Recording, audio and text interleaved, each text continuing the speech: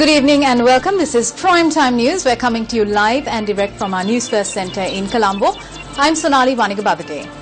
A very good evening. I'm Joel Outskun. We start off with a look at the headlines this evening. 4 new deputy ministers sworn in before the president. The no-confidence motion against the Prime Minister has not been withdrawn, a statement from the opposition. Appointment of 3 civil society representatives to the Constitutional Council postponed further. Large-scale timber racket uncovered at the Miriab at the Manik River Reserve in Passara. Starting off your news tonight, 4 new deputy ministers were sworn in this afternoon before President Maithripala Sirisena.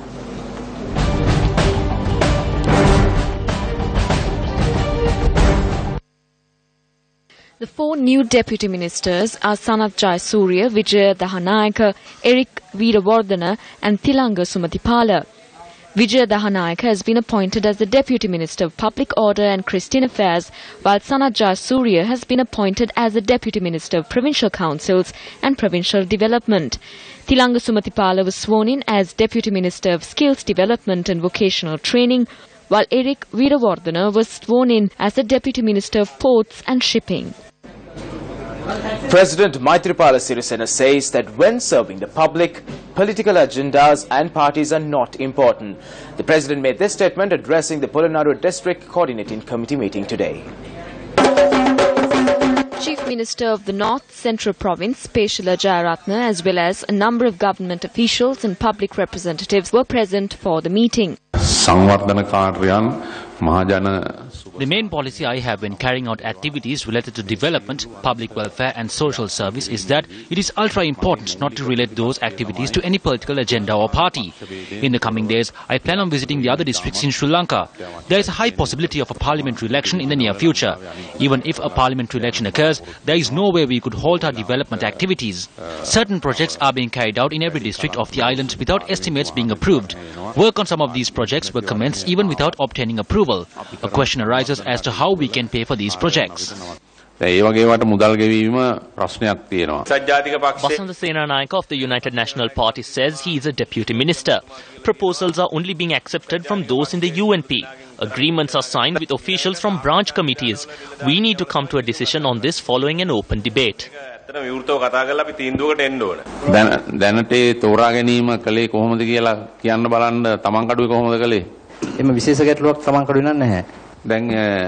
Now divisional secretaries should take the responsibility not to politically align themselves when carrying out their duties. That means do not consider party divisions when serving the people. I have a request from the ministers too. Please give your support to all the officials and allow them to carry out their duties without any political intervention.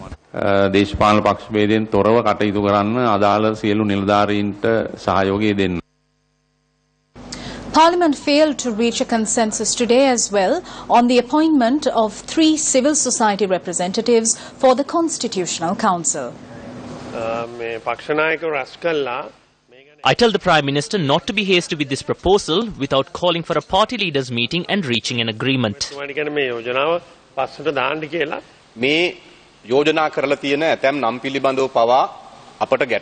At party leaders meetings, we have informed you that we have problems regarding the 3 nominees. I do not wish to speak about our problems with the nominees here, considering how it may impact these persons. By attempting to adopt these nominees without reaching a democratic agreement, we are being pushed to talk about the suitability of these people. I request that you do not do this.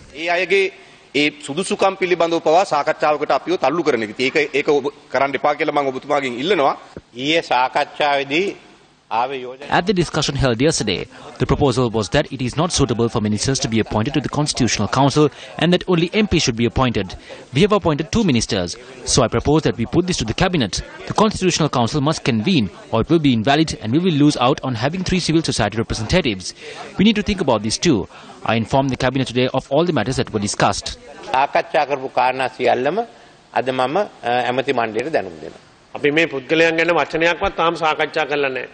We have not spoken a word about these individuals, but what was discussed yesterday is the procedure through which we could do this. If the Prime Minister is saying that this will be put to the Cabinet and that he will inform us of the President's view and give the Prime Minister a discussion at a party leaders meeting. මත ඊට පස්සේ අගමැතිතුමා එක්ක සාකච්ඡාවක් කරන්න ඕන පක්ෂ නායක රැස්වීමක් තියන්න. මාධ්‍ය මණ්ඩලයට ගිහිල්ලා මේක සාකච්ඡාවට ගන්නවද නැත්නම් ඒකට යටත්ව අපි සාකච්ඡාව පටන් ගන්නවද? එහෙම නැත්නම් අපි අමාත්‍ය මණ්ඩලයට යන්නේ නැහැ නේ කතානායකතුමා. If not, we will not go to cabinet and the Prime Minister will not have the need to go to cabinet. Therefore, we think it is more suitable for the party leaders' meeting to be called after the Prime Minister has gone to the cabinet. පස්සේ ඇති කරනවා නම් වඩා යෝග්‍යයි කියලා අපි හිතනවා. අගමැතිතුමා එකඟ වෙනවද? අපි යන ක්‍රියා කරන්න. UPFA parliamentarian Dinesh Gunawardena made a statement today that the no-confidence motion against the Prime Minister had not been withdrawn as yet. විශ්වාස භංග යෝජනාව ඉල්ලාස් කරගන්න. A false statement has been created that we in the opposition who signed the no-confidence motion are withdrawing it. Honourable Speaker, this is a serious question of privileges. බරපතල වරප්‍රසාද ප්‍රශ්නයක් ගරු කතානායකතුමනි. ඒකේ කිසිම සත්‍යයක් නැහැ. There is no truth to it at all. His Excellency the President did not say a word about this to us yesterday. All of us in the UPFA group were there and he did not tell us not to do it. Many of those who signed the no-confidence motion are coming to meet us at night these days. Withdraw it. There is no problem. Tell them that when the no-confidence motion is brought, they can vote whichever way they want. There is no need to block it and lie. There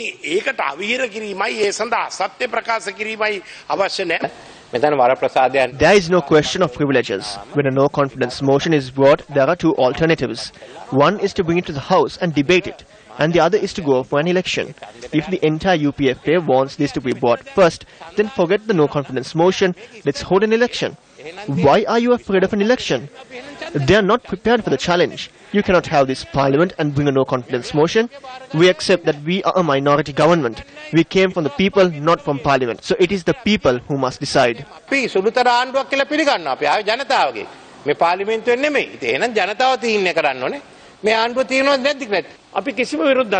are not against it. Dissolve parliament. You are the ones who are afraid of dissolution, not us. අපි නෙමෙයි බය. 20ද ඕන විදුරාට ඕන කියන්න නැගිටලා. කියන්න. මොකක්ද ඕන? මොකක්ද ඕන? මොකක්ද ඕන? හොඳයි 20 ඕනයි නැගිටින්න. හරි මට පේන්නේ දෙගොල්ල නැගිටින්න. මේක තමයි මට පේන්නේ දෙගොල්ලොම බයයි වගේ.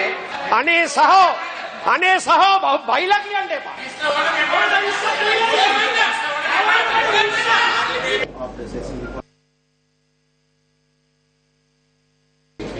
The SLFP commented further on the no-confidence motion at a media briefing held in Colombo today.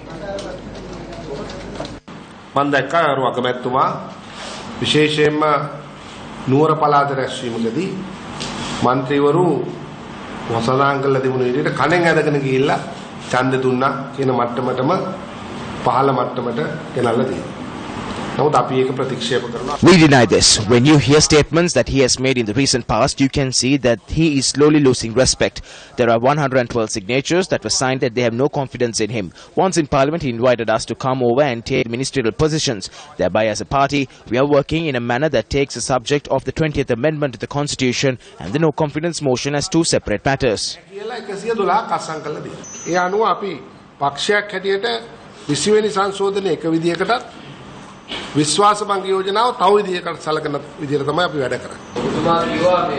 You said that the President did not oppose the no-confidence motion brought against Prime Minister Ranil Wickremesinghe. We did not discuss this subject at the group meeting yesterday. This is an action taken in Parliament. The no-confidence motion is presented in Parliament. It is not a motion that goes beyond this. The President has allowed subjects under him to be managed efficiently because he upholds democracy. If the President did not oppose this, does this mean that he supports no-confidence motion? We cannot make assumptions just because he did not oppose this. We used our exclusive rights in Parliament. This means that the President is an individual who upholds democracy. This is a good sign of his character. Do not involve him in this. This is an action we have taken. We will solve this matter within. A broad discussion has arisen around the proposed 20th Amendment to the Constitution. Representatives of various political parties commented on the matter today as well. A special cabinet meeting was held on Monday on the proposed 20th Amendment to to the constitution. It was proposed that when the number of MPs is 255, the number of electorates should be 165.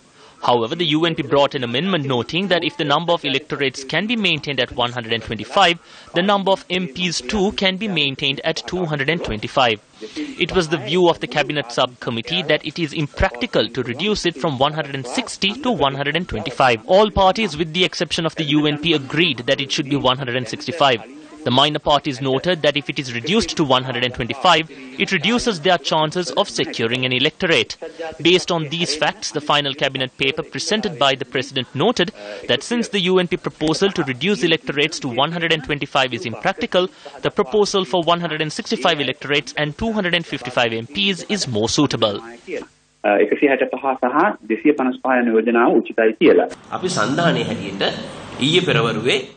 The UPFA parliamentary group held a meeting last morning under the patronage of His Excellency President Maithripala Sirisena at the Presidential Secretariat.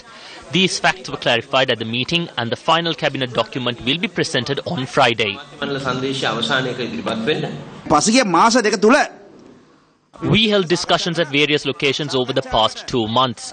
The basis of these discussions were the draft 20th Amendment that President Maithripala Sirisena presented to party leaders and the cabinet. On Monday afternoon, the number was 255. By night, it was 225. This was a game. We do not accept the proposal made by Prime Minister Ranil Wickremesinghe. There is no need to present conditions. It is the view of the Sri Lanka Freedom Party that this is an electoral amendment that is being brought in without being unfair to anyone. Our stance on the submissions made by the SLFP has not changed. I do not see a problem with the time frame of the elections. If what the people want is to go for an election immediately, then it is not the point.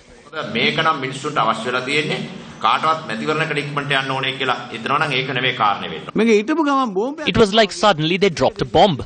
We are at 225. 125 seats and so many bonus seats. It has all been decided. If the Tamil people are 14% of the population, then they need a number of MPs that represents this proportion. If the Muslims make up 10%, then there must be 20 seats.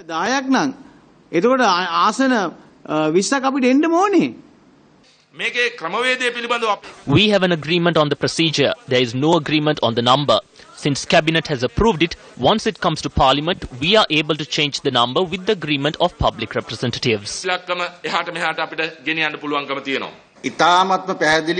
It is very clear that the UNP has launched an operation to sabotage the 20th Amendment. It is pointless to the country if they are going to talk about other things without facing the no-confidence motion. The real problem is that the economy has collapsed and the country's stability has collapsed. We can clearly see that they are latching on to other problems and are leading the people astray.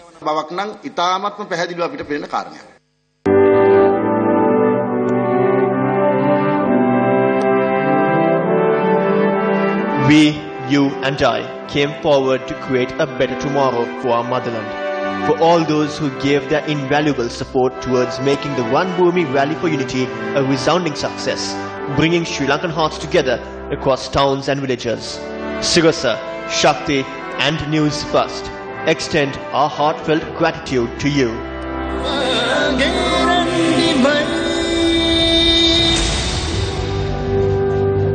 Welcome back to the news. Still in local news this evening, former President Mahinda Rajapaksa toured Polonnaruwa yesterday.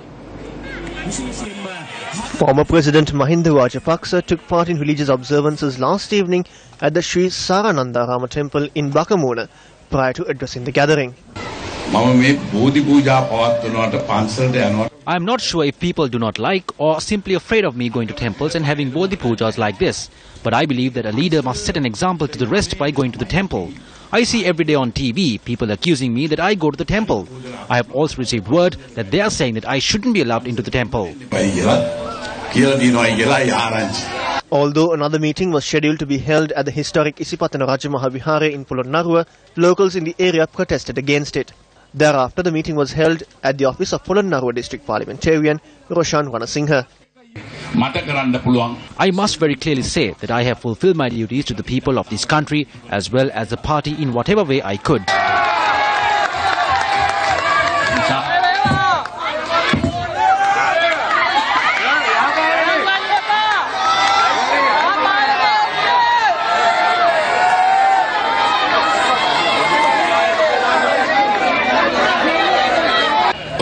දෙන්න පුළුවන් මට කතා කරන්න. මොකද මම ආපහු සද්දේ. ඉතින් මේක තමයි අපි ඒක නිසා ඔව් හරියට හරි මඩ ගහන එක නම් කිසි. There is no shortage of mudslinging. They are slinging mud at my family and ministers. We contacted the Polonnaruwa Regional CEB Engineers Office to inquire into the power cut which took place during the meeting. An official there said there was no disruption to the power supply at the time the meeting was held. Former Minister Basil Rajapaksa and 3 others have been further remanded until the 18th of this month after they were produced before the Kadwala magistrate Dhammika Hemapala today. Former Minister Basil Rajapaksa was once again brought to court in an ambulance.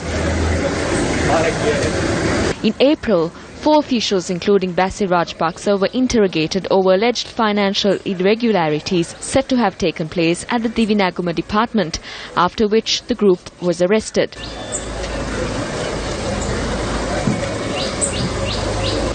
We did not make any request today. This is because the case has been referred to a higher court now. The necessary work is being carried out into that matter. Speaking at a press briefing today, Dr. Vikramabahu Karunaratne questioned as to whether there are any prisoners receiving special treatment. We hope that the Prisons Commission will clearly state to us whether some prisoners could fall under the special category. Is there a kind called VIP prisoners? What are the standards at the VIP cell? Why didn't Azad Sali and Vikram Bahaw qualify as VIP prisoners? Isn't Sarath Fonseca considered a VIP? No, I Vikram Bahaw VIP Sirakaru and no, Sarath Fonseca VIP not. A debate was held in Parliament regarding the progress of the 100-day programme. The proposal was presented by MP Buddhika Pathirana. President Maithripala Sirisena is a leader of the SLFP and the UPFA. Development in this country is being carried out by a government formed under the leadership of the President and Ranil Wickremesinghe. Thereby, while presenting the adjournment motion, I wish to inform Parliament that work is continuing.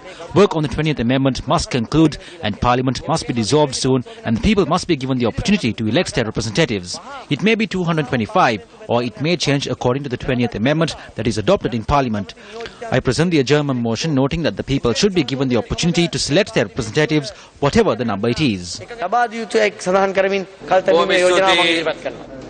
Also in Parliament today, MP J. Sri Ranga, General Secretary of the Citizens Front, commented on investigations into the rape and murder of the schoolgirl Vidya in Punkudathив, Jaffna.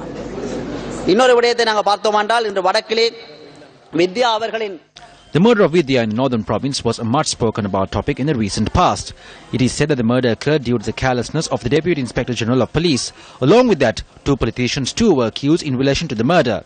However, the public did not remain quiet. They protested and took to the streets.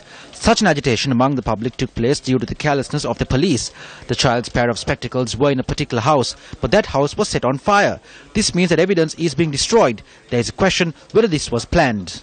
A man accused of trying to kidnap a small girl in the Puttalam area was returned to remand custody today after he was produced before the Puttalam Magistrates Court. Puttalam Magistrate Rangadisa Nayaka ordered that the suspect be remanded until the 24th of this month. On the 1st of this month, residents of the Puttalam area handed over a man to the police, accusing him of kidnapping and attempting to molest a small girl from a primary school in the area. The man had kidnapped the child, claiming that her mother had instructed him to accompany her home.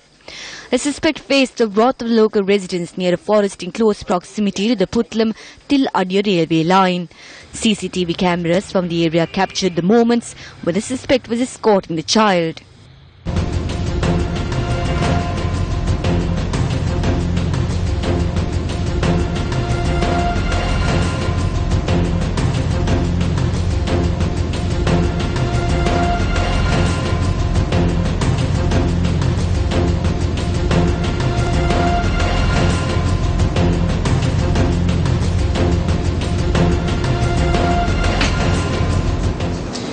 You're with News First. The final rites of Senior Attorney-at-Law Stanley Singha, who is the father of Deputy Minister of Justice, Attorney-at-Law Sujiva Singha, were observed at the Mahayava Public Cemetery in Kandy this evening.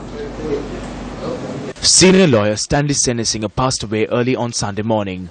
President Maithripala Sirisena paid his last respects to late Stanley Singha at his residence, Misty Haven in Kandy yesterday.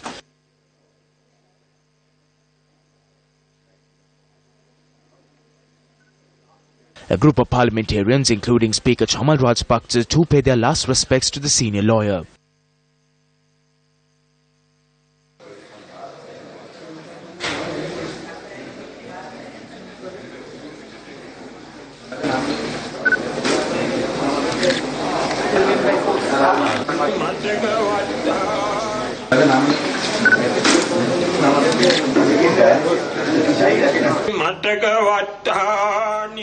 The final rites were observed at the Mahayava Public Cemetery in Kandy this evening.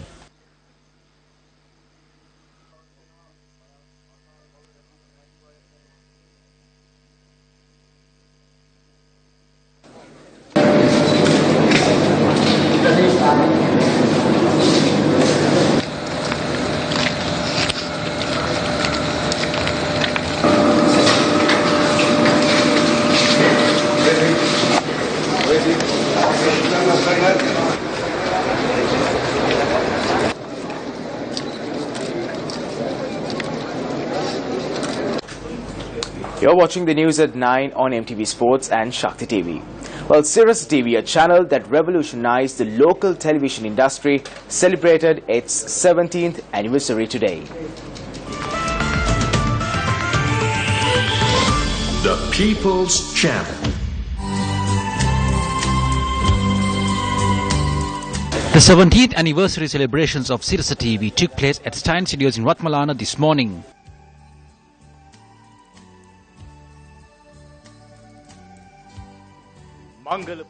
A number of senior officials of the Capital Maharaja Organisation Limited graced the occasion.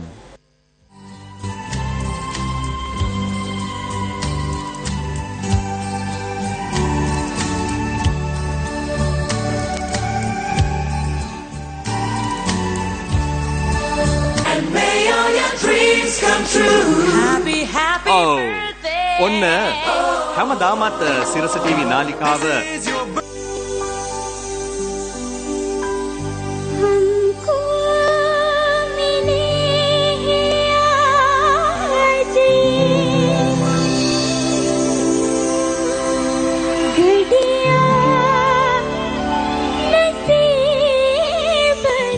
Firstly, our heartfelt thanks to everybody who has been a part of this incredible journey with Sirius TV.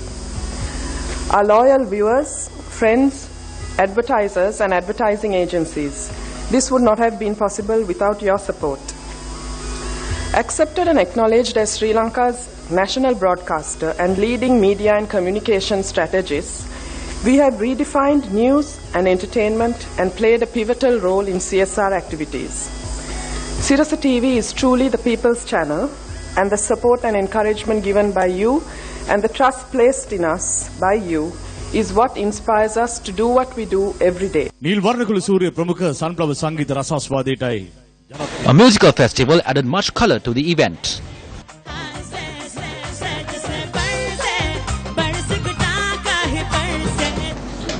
Minister Arjuna Ranatunga says that the Ceylon Shipping Corporation, which had no operational vessels, will be converted into an institution which will operate vessels in the future. The minister made this statement at a press conference today. The press conference to mark the 44th anniversary of the Ceylon Shipping Corporation was held within a vessel anchored at the Colombo harbour. The chairman of the Ceylon Shipping Corporation presented the business plan formulated to develop the institution during the next 5 years to the minister.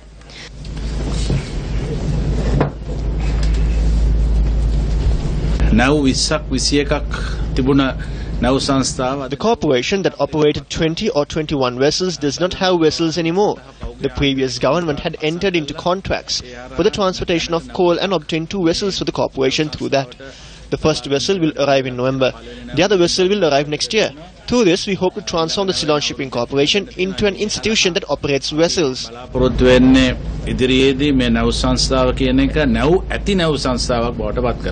Ceylon Shipping Corporation says that 70% of its income is generated through the importation of coal required for the country.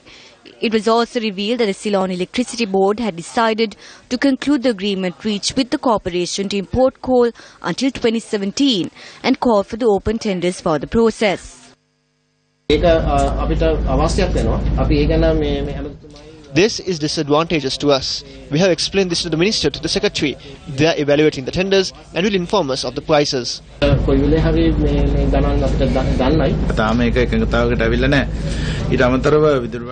We have not reached an agreement as yet. The Minister of Power and Energy will give us an opportunity. If we can match the requirement, it was noted in Cabinet that we will be given that opportunity. There are certain shortcomings over the processes followed in the recent past. That is why we have reached this process.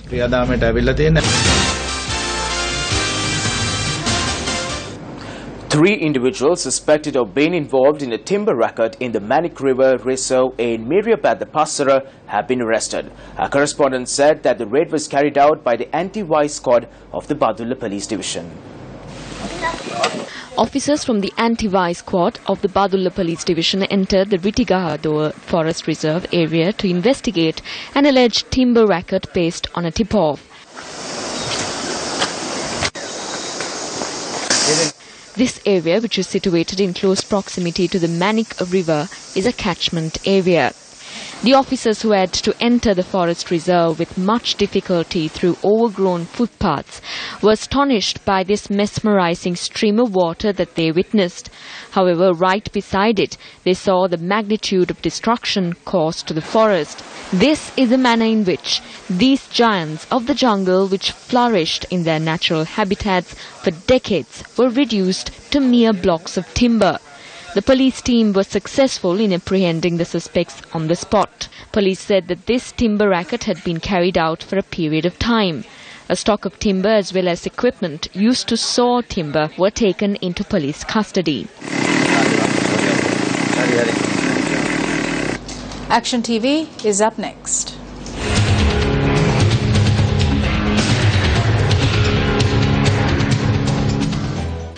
The Director General of Archaeology and the Secretary of the subject ministry offered explanations yesterday over recent Action TV exposés on the flaws surrounding the procurement procedure for and quality of 377,000 bricks purchased for the Digavapia Chaitya Conservation Project. While the Digavapia Archaeological Dig and Chaitya Conservation Project was launched in 2010 and abandoned 3 months later, the project was relaunched in August 2011.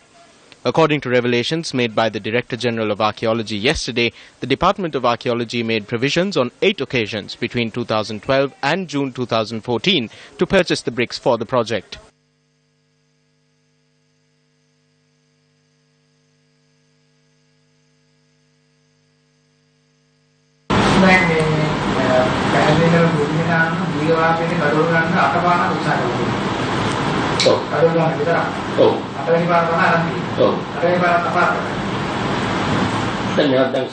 You can go and see how many bricks are damaged. Can you honestly say how many damaged bricks you saw? Of the 250,000 bricks, how many were cracked?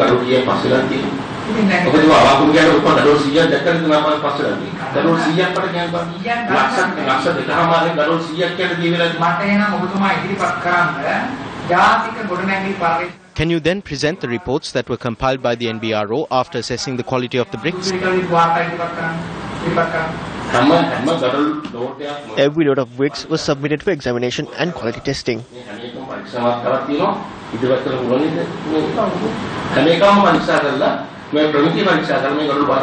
As per the accepted procedure at the Department of Archaeology, 6 samples should have been obtained from each brickworks where the bricks were being purchased from, and the samples should have been submitted to the NBRO for quality testing. Furthermore, the department should be in possession of the quality testing reports compiled by the NBRO. Although the Director General noted yesterday that he is in possession of the reports, he did not offer a guarantee at the media briefing. The statement made by the Ministry Secretary yesterday reveals that if the need arises in the future, these documents can be procured. The ministry's internal audit unit and officials from the Auditor General's department are conducting inquiries based on information that has been received. There are instances where the procurement procedure has not been followed. Once we receive the audit reports, we can act accordingly.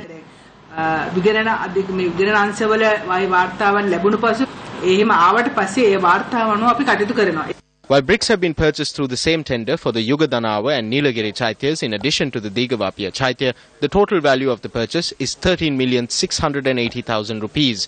Tomorrow on Action TV, we take a look at the fate of another investigation that was launched into alleged fraud at the Department of Archaeology.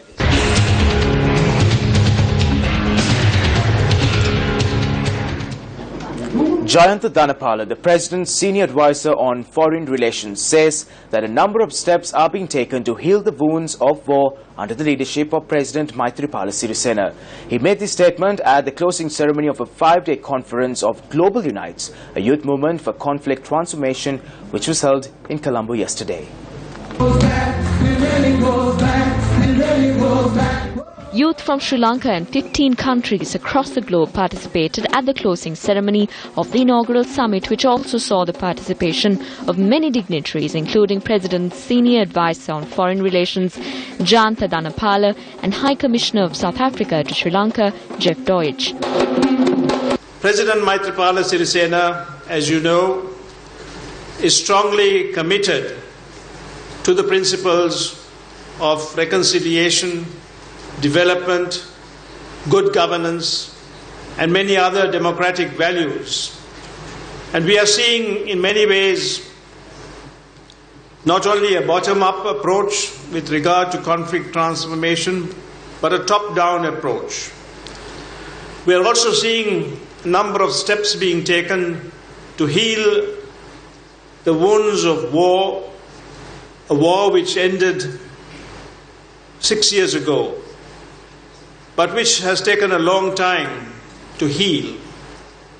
But under the guidance of President Sirisena, we have taken a number of reconciliation steps, which is helping to ensure that we march forward as a United Nations. Also speaking at the event, High Commissioner of South Africa to Sri Lanka, Jeff Deutsch, shared his experience of growing up in an era of apartheid oppression. I never chose to be born into a family that was going to be a victim of apartheid. I am a victim of apartheid. But I had a choice. And the choice I had to make at a very young age was whether I was going to submit to the oppression and brutality of apartheid, or whether I would become the agent of change that I thought my parents brought me up to be. It is difficult to be an agent of change. It means sacrifice. It means you have to take risks. It means that while others are enjoying themselves, you have to confront the difficult issues that face the people that you live with back home. These are choices that are in our ability and our means. Now that's a wrap from all of us here at News First. Just a reminder, if you missed out on any of the stories we just aired, you can log on to our website www.newsfirst.lk. I'm Sonali Vanigabadage. And I'm Joel Outscone. Take care and good night.